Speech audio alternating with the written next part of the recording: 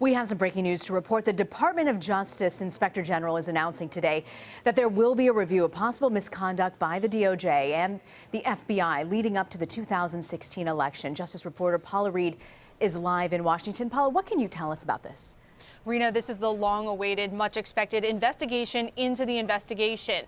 Now, today, the Office of Inspector General announced that he will look at the FBI and the Department of Justice's actions leading up to the 2016 election. In his announcement, he specifically pointed to several items that he's going to look at very closely.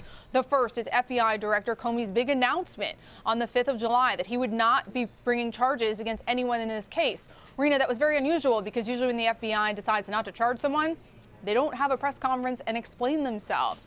But the FBI director felt in this case, using his words, he said because of the intense public interest in this case, he wanted to come out and give a detailed accounting of why they were not bringing charges in that case.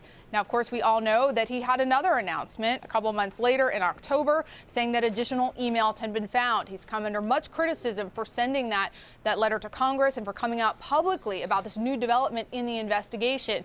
The Office of Inspector General will also look at that. In addition, Rena, they're going to look at allegations that the FBI deputy director should have recused himself from participating in this investigation. There was some reporting that he should have recused himself because his wife is an elected official and that some people who donated to her also donated to the Clinton campaign. In addition to that, they're also going to look into some tweets that were sent from the FBI's Twitter account around this time that disclosed some emails, some Freedom of Information Act requests related to this investigation and also related to prior investigations during the previous Clinton administration. So they're going to look at all of these things that happened leading up to the 2016 election and will ultimately issue a report on their finding. It's sort of an audit.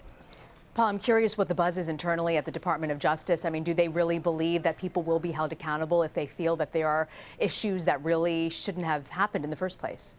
Rena, it's a fascinating question because when I was reporting on this as it was happening, I would encounter something that I'd never encountered in any other case. And that is you would ask someone a question about this, and in some cases, they would actually leave their own office just to get away from you, just to have nothing to do with discussing this case, because there was such a fear that there was ultimately going to be an audit and an investigation into this investigation.